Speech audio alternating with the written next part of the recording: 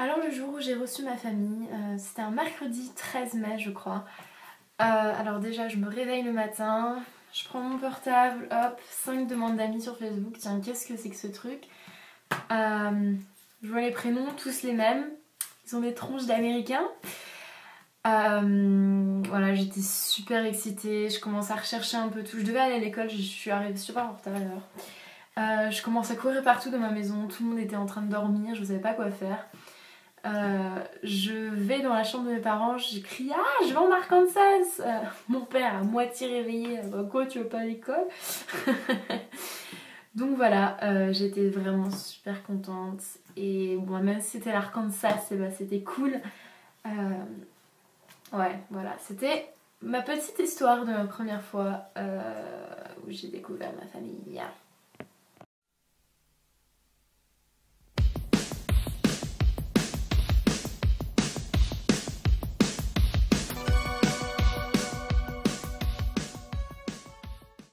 La première fois où je suis allée au lycée, et ça je crois que c'était le lendemain de mon arrivée, c'était pour aller faire mon inscription. Oui voilà c'est ça, donc pour aller faire mon inscription, donc j'arrive et le lycée c'était vraiment quelque chose pour lequel j'étais super impatiente, j'avais tellement hâte d'y aller juste pour découvrir. Et ce qu'il faut savoir c'est que j'étais dans une toute petite ville qui devait avoir 5000 habitants à tout péter.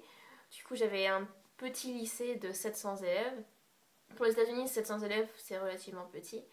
Et donc j'arrive, avec ma maman d'accueil qui me dépose et tout. Puis on va au secrétariat pour choisir mes cours, pour faire mon inscription, etc. Et j'étais complètement fatiguée à cause du décalage horaire. Je comprenais toujours pas ce qu'on me disait. Fait que les gens répètent 2, 3 fois. Mais la première chose dont je me souviens, c'est c'est d'avoir vu les couleurs de mon lycée partout. Donc les couleurs c'était rouge, noir et blanc. Et c'était ces couleurs-là partout. Partout sur les bancs, sur le sol, sur les murs, les fenêtres, les portes, tout ce que vous voulez. Et je pense que c'est à peu près pareil dans tous les autres lycées. C'est-à-dire que peu importe les couleurs de votre lycée, de votre mascotte, etc., vous pourrez pas oublier ces couleurs-là. C'est clair, il n'y a pas moyen.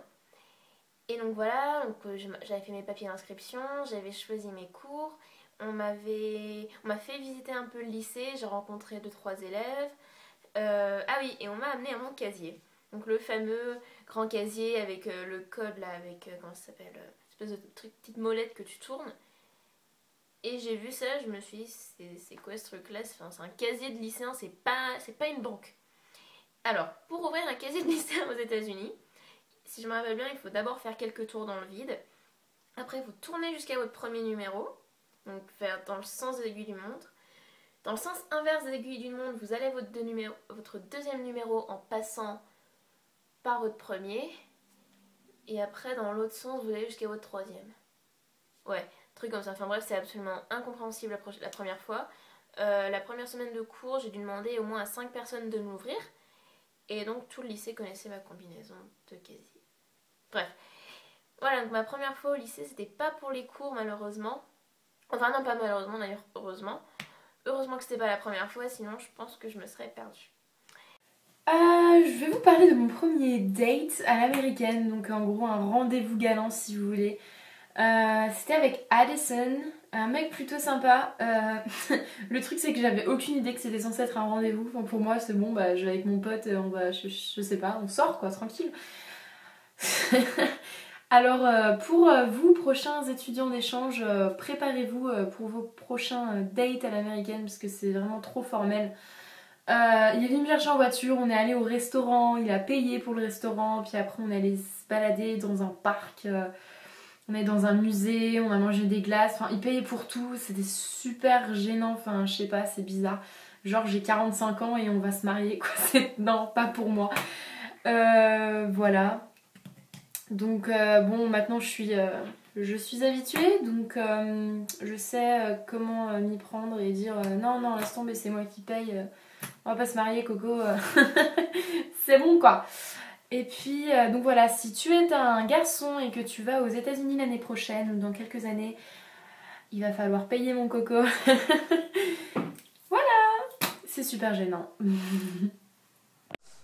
Mon premier homecoming. Donc pour ceux qui ne le savent pas, homecoming c'est une sorte de bal de promo version début d'année. En général c'est à l'occasion du dernier match de football américain qui se fait à la maison, si c'est compréhensible. Donc moi je vais vous parler du mien. J'y étais avec un autre étudiant d'échange qui vient du Mexique. Je crois que c'était plus par du fait qu'en fait on connaissait personne. Je crois que c'est pour ça qu'on y est allé ensemble, plus que par attirance réciproque, n'est-ce pas? Mais donc voilà, donc j'ai quelques photos. Donc premièrement, ma robe, c'était une robe que la copine de mon frère d'accueil m'a prêtée. Donc c'était une très jolie robe bleue, voilà. Et donc ben forcément c'est très à l'américaine, hein. Les filles vont faire leurs cheveux, beau maquillage, enfin la boutonnière et le truc au poignet, je me souviens pas comment ça s'appelle. Donc voilà. Et donc voilà à quoi je ressemblais. Et après forcément tu prends 1 heure de photos. Donc en fait elles se ressemblent toutes. Mais non, il faut en refaire à l'intérieur, à l'extérieur, avec les filles de ton groupe. Parce que oui, tu y vas en groupe.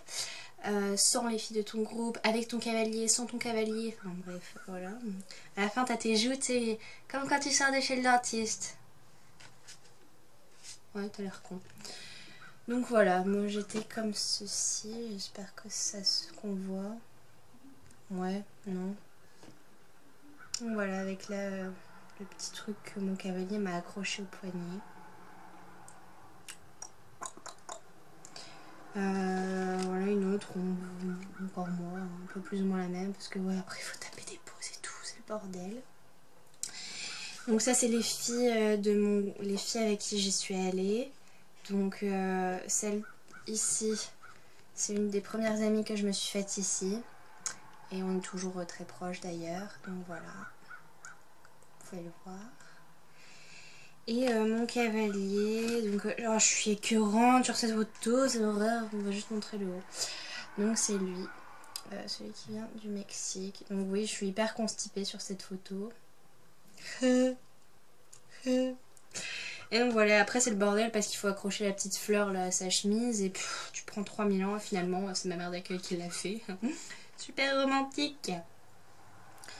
Voilà, c'est nous. Mais voilà, c'était sympa. Donc après, on est allé manger au restaurant.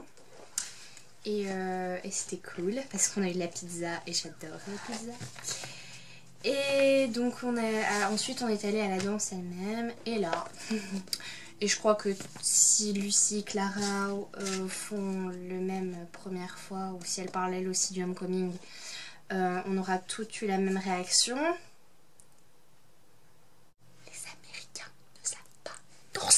C'est juste une boucherie en fait. C'est une boucherie. C'est des animaux sauvages qui s'accouplent, mais vêtus en fait. Je déconne pas. J'ai même pas envie de vous faire une démonstration parce que de toute façon, j'avais qu'une envie, c'était de prendre un cure-dent et de me l'enfoncer dans les yeux. Non, sans déconner, c'est... Voilà quoi, c'est particulier, hein. C'est-à-dire que toi tu danses comme ça en France, ben au mieux tu vas en prison, au pire guillotine. Non, j'en garde un plus ou moins un bon souvenir. Ce qui est un peu chiant, c'est que t'es surveillé par des adultes H24, enfin pas H24 mais tout au long de la soirée, tous tes profs sont là, donc... Je comprends même pas d'ailleurs comment les étudiants américains peuvent danser de cette façon devant des adultes.